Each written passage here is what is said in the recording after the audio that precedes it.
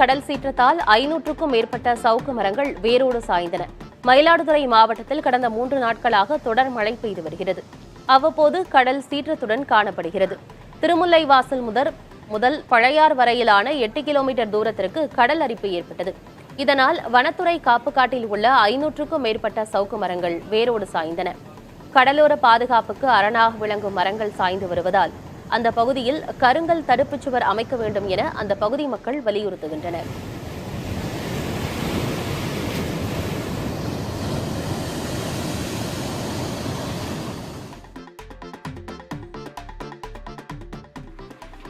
திருவாரூர் மாவட்டம் திருத்துறைப்பூண்டியில் பழமையான சோழர் காலத்து கோயிலில் மழைநீர் தேங்கியதால் நீண்ட நேரம் போராடி நீரை வெளியேற்றினர். திருத்துறைப்பூண்டியில் பொழிந்த பலத்த கனமழை காரணமாக மருந்தீஸ்வரர் எனும் பெரிய கோயிலில் மழைநீர் தேங்கியது. இதனால் கோயிலுக்கு வந்த பக்தர்கள் அவதியடைந்தனர். நிகழ்விடத்திற்கு சென்ற பேரிடர் மீட்புக் குழுவினர் கோயில் பணியாளர்களுடன் சேர்ந்து மோட்டார் மூலம் தண்ணீரை வெளியேற்றினர்.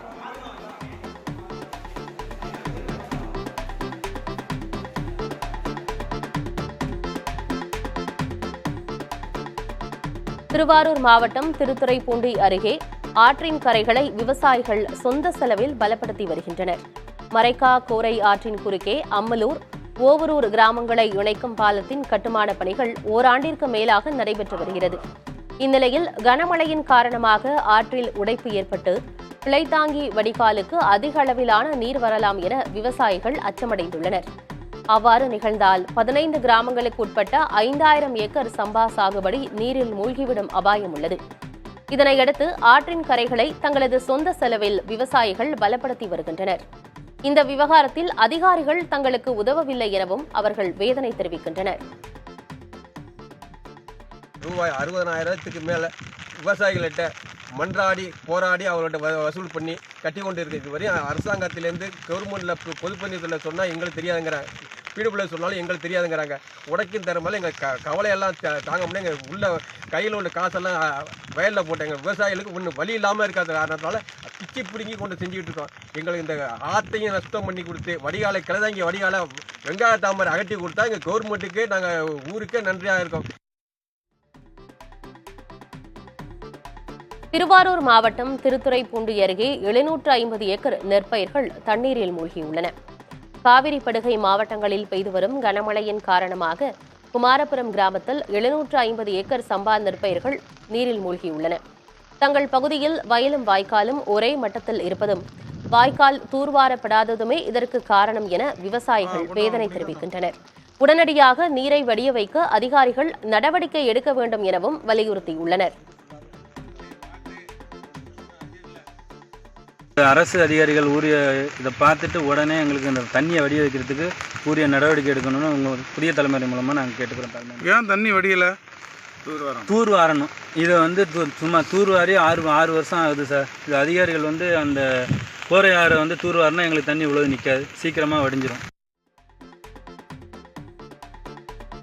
வேதாரண்யம் அருகே கஜா புயலுக்கு பிறகு அரைகுறையாக கட்டிக் கொடுக்கப்பட்ட வீடுகளில் வாழ்ந்து வருவதாக தெரிவிக்கும் மக்கள் மழைக்காலங்களில் தண்ணீர் தேங்குவதால் பெரும் இன்னல்களை சந்தித்து வருவதாக கூறுகின்றனர். நாகை மாவட்டம் வேதாரண்யம் காந்திநகர் பகுதியில் கனமழையால் 150க்கும் மேற்பட்ட குடியிருப்புகளை சுற்றிலும் மழைநீர் சூழ்ந்தது. 10 நாட்களாக மழைநீர் தேங்கியிருப்பதால் நோய் தொற்று பரவும் ஆபத்தும் ஏற்பட்டுள்ளது.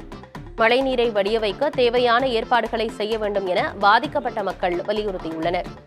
அது மட்டுமின்றி கஜா புயலின் போது சேதமடைந்த வீடுகளுக்கு மாற்றாக புதிதாக கட்டப்பட்ட வீடுகளின் பணிகள் பாதியில் நிறுத்தப்பட்டதால் குடிசை கட்டி வாழ்ந்து வருவதாக மக்கள் தெரிவித்தனர். வீடு கட்டி கொடுத்தாங்க சார். வீடு கட்டி கொடுத்து சன்சைடு மட்டத்தோட நிற்கி. இதுவரையும் அதுக்கு மேலே பூர்த்தி பண்ணி தர்றதா ஒரு 15,000 ரூபா பணம் கொடுங்க, வீட்டை நாங்கள் பூர்த்தி மேலே காங்கிரீட் வரையும் போட்டு தந்துடுறோம், ஆனால் ஜன்னல் நில கதவு எல்லாமே நீங்கள் தான் பார்த்துக்கணும் அப்படிங்கிறாங்க. அது அடிப்படை வசதியே இல்லை. இவங்க எப்படி பணம் கொடுத்து நாங்கள் அவங்ககிட்ட பணத்தை கொடுத்துட்டு நாங்கள் வீடு கட்டித்தாங்கன்னு சொல்ல முடியும்? வீடு கவர்மெண்ட் கட்டி தரணிச்சு சரின்ட்டு ஓகேன்னு சொல்லி நாங்கள் இருந்த வீட்டையும் பிரித்து விட்டு எதிர்த்தாப்புல கொட்டாயை கட்டிக்கிட்டு உட்காந்துட்டு இருக்கேங்க.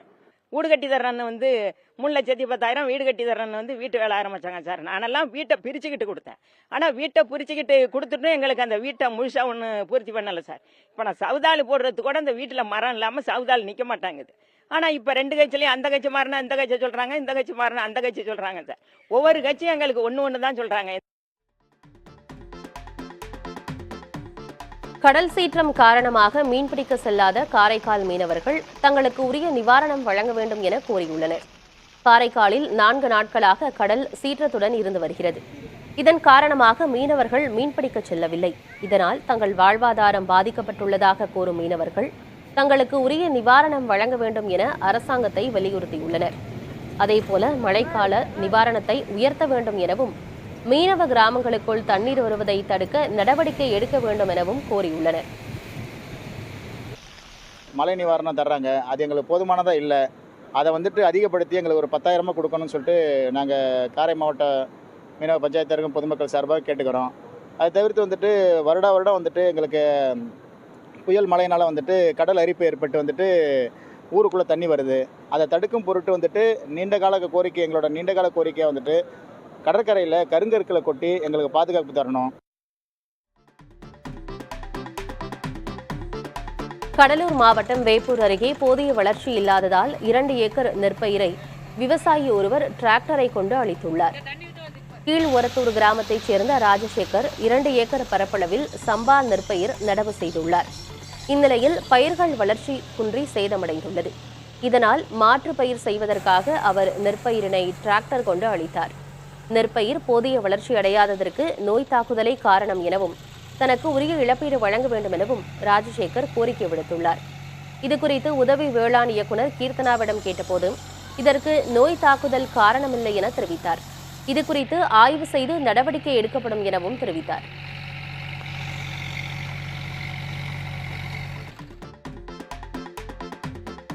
தருமபுரி மாவட்டம் பெண்ணாகரம் அருகே மலை கிராமத்தில் மருத்துவ வசதி இல்லாததால் பாம்பு கடித்த 13 வயது சிறுமி டோலி கட்டி எடுத்துச் சென்ற போது வழியிலேயே உயிரிழந்தார்.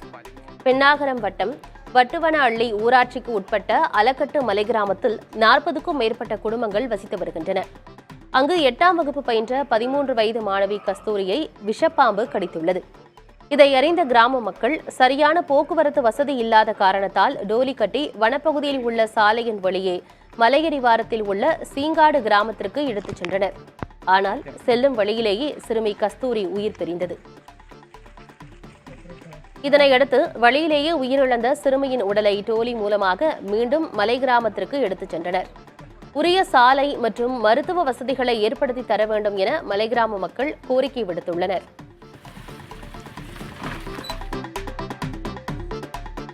காஞ்சிபுரம் மாவட்டம் ஒரகடம் அருகே தனியார் ஆலை பேருந்து மற்றும் அரசு பேருந்து மீது அடுத்தடுத்து கடரக வாகனம் மோதிய விபத்தின் சிசிடிவி காட்சி வெளியாகியுள்ளது.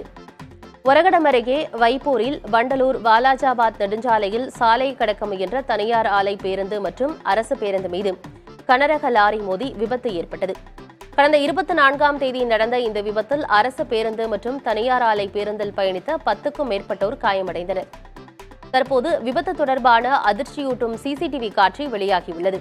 அதில் ஓட்டுநரின் கட்டுப்பாட்டை இழந்து அதிவேகத்தில் வந்த கனரக லாரி அடுத்தடுத்து பேருந்துகள் மீது மோதி இழுத்துச் சென்ற காட்சிகள் பதிவாகியுள்ளன.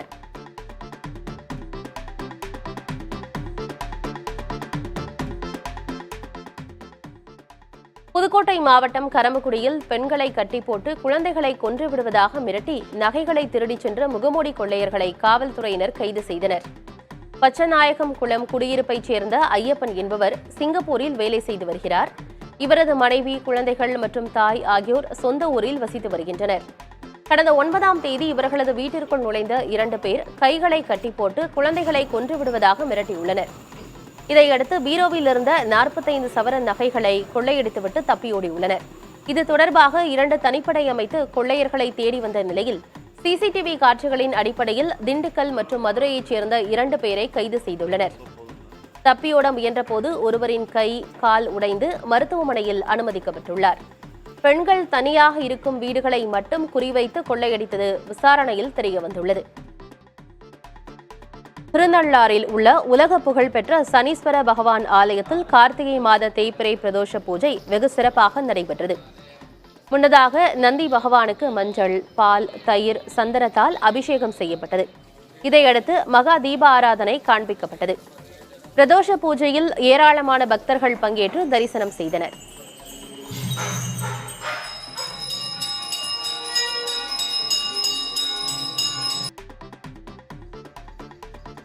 தஞ்சைக்கு சுற்றுலா வந்த வெளிநாட்டு பயணிகள் 100 ஆண்டுகள் பழமையான கார்களில் நகரை சுற்றி பார்த்தனர். ஆஸ்திரேலியா, தென்னாப்பிரிக்கா, பிரிட்டன் உள்ளிட்ட நாடுகளைச் சேர்ந்த 42 சுற்றுலா பயணிகள் கோவாவிலிருந்து பல்வேறு நகரங்களுக்கு சென்று தஞ்சாவூர் வருகை புரிந்தனர். அவர்களுக்கு சுற்றுலா வளர்ச்சி குழுமம் சார்பில் உற்சாக வரவேற்பு கொடுக்கப்பட்டது. இவர்கள் பழமையான வாகனங்களில் தஞ்சையை சுற்றி பார்த்தனர்.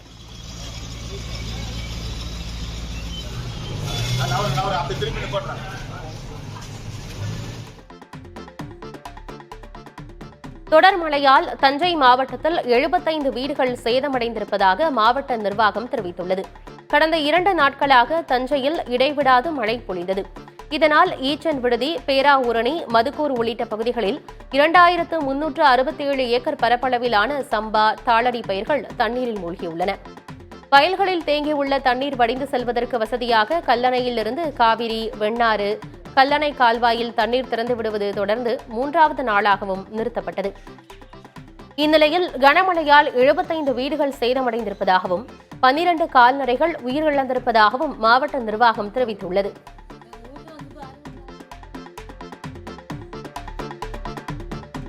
செங்கல்பட்டு அருகே தேசிய நெடுஞ்சாலையில் தாறுமாறாக சென்ற கார் சாலையோர மின்கம்பத்தில் மோதி விபத்துக்குள்ளானது. இது தொடர்பான சிசிடிவி காட்சிகள் வெளியாகியுள்ளன. சிங்கப்பெருமாள் கோவில் பகுதியில் உள்ள நெடுஞ்சாலையில் திருச்சியை நோக்கி அதிவேகமாக கார் ஒன்று சென்று கொண்டிருந்தது. சாலையை கடக்க முயன்ற இருசக்கர வாகன ஓட்டி மீது மோதாமல் இருப்பதற்காக காரை இடதுபுறமாக ஓட்டுநர் திருப்பியுள்ளார். அப்போது ஓட்டுநரின் கட்டுப்பாட்டை இழந்த கார் தாறுமாறாக சென்று அங்குள்ள மின்கம்பத்தில் மோதி விபத்துக்குள்ளானது. இந்த விபத்தில் கார் ஓட்டுநர் லேசான காயங்களுடன் உயிர் தப்பினார்.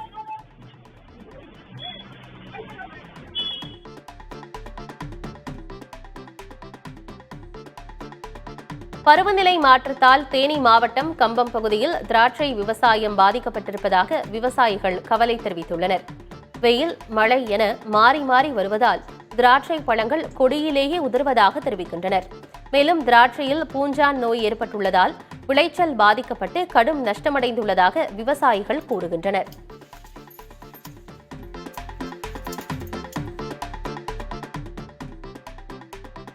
கிறிஸ்துமஸ் மற்றும் புத்தாண்டு விடுமுறையை ஒட்டி சிறப்பு மலை ரயில் இயக்கப்பட உள்ளதாக தெற்கு ரயில்வே அறிவித்துள்ளது. டிசம்பர் 28ஆம் தேதி முதல் ஜனவரி 2ஆம் தேதி வரை 6 நாட்களுக்கு சிறப்பு மலை ரயில் இயக்கப்படுகிறது. இந்த சிறப்பு ரயில் குன்னூரில் காலை 8:20 மணிக்கு புறப்பட்டு 9:40 மணிக்கு உதகை சென்றடையும். இதேபோல உதகையிலிருந்து மாலை 4:45 மணிக்கு புறப்பட்டு 5:55 மணிக்கு குன்னூர் சென்றடையும். உதகை கேத்தி இடையே குறுகிய தூர சிறப்பு ரயில் 3 முறை இயக்கப்படுகிறது. இதேபோல டிசம்பர் 25, 27, 29 மற்றும் 31 ஆகிய தேதிகளில் மேட்டுப்பாளையம் உதகை இடையே சிறப்பு மலை ரயில் சேவை இயக்கப்பட உள்ளது. இந்த ரயில் மேட்டுப்பாளையத்தில் காலை 9:10 மணிக்கு புறப்பட்டு மதியம் 2:25 மணிக்கு உதகை சென்றடையும்.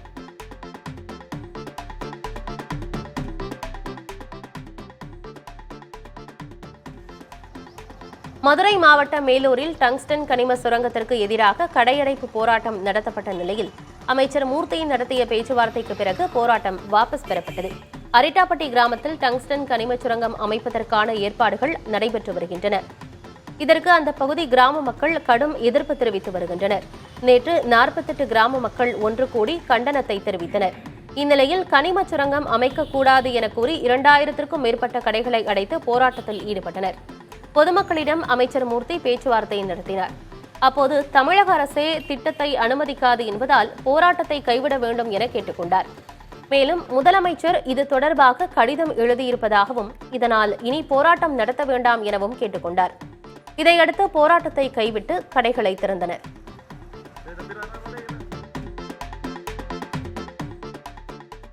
சேலம் மாவட்டம் ஓமலூர் பெருமாள் கோயில் மாட்டுச் சந்தையில் சுமார் 7 கோடி ரூபாய்க்கு வர்த்தகம் நடைபெற்றுள்ளது. கேரளா, கர்நாடகா, ஆந்திரா, தெலுங்கானா உள்ளிட்ட பல்வேறு மாநிலங்களிலிருந்து சுமார் 3000க்கும் மேற்பட்ட கால்நடைகள் விற்பனைக்கு வந்திருந்தன. வளர்ப்பு கன்றுகள், சினைப்பிடிக்கும் மாடுகளை ஏராளமானோர் ஆர்வத்துடன் வாங்கிச் சென்றனர். ஒவ்வொரு காளையும் சுமார் 1 லட்சம் ரூபாய் வரை விற்பனை செய்யப்பட்டதாக வியாபாரிகள் தெரிவித்தனர்.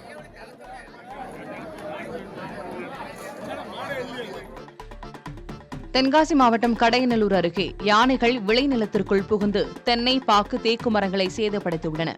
இப்பகுதியில் அடிக்கடி உலாவரும் யானைகளால் விவசாயம் பாதிக்கப்பட்டுள்ளதாக அந்த பகுதியினர் தெரிவிக்கின்றனர். இந்நிலையில் சொக்கம்பட்டி பகுதியில் வலங்கை பாண்டியன் என்பவருக்கு சொந்தமான தோட்டத்திற்குள் புகுந்த யானைகள் அங்கிருந்த தென்னை, பனை மற்றும் தேக்கு மரங்களை வேரோடு பிடுங்கியுள்ளது. தேக்கு மரங்களை ஒடித்து அதன் தோலை உரித்து சாப்பிட்டுள்ளது. 100க்கும் மேற்பட்ட தென்னங்கன்றுகளில் குருத்தோலைகளையும் யானைகள் சாப்பிட்டுள்ளன.